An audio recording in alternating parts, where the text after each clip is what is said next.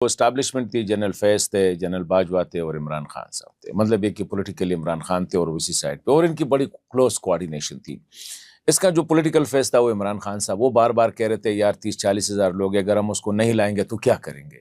وہ کلیئر اس نے یہ کہا ہے، ان کو ہمیں لانا چاہیے، بات کرنا چاہیے، ان کے فیملیز ہیں، ان کے یہ ہے اور یہ ہمارے لوگ ہیں. یہ بات فیض حمید بھی کر رہے تھے کہ یار ان کو اگر ہم ادھر لے آئیں، پرائے ملک میں رہ رہے ہیں تو شاید یہ سدھر جائیں گے، اور جنرل باجوہ بھی یہی کہہ رہے تھے. تو یہ تو سب کی پالیسی تھی.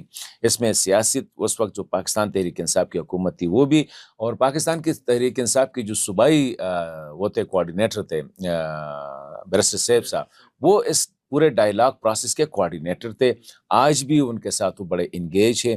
تو اور گارنٹر بھی وہی ہوتے ہیں، گارنٹی بھی لی تھی کہ آپ آ جائیں، آپ کو کچھ نہیں کہا جائے گا.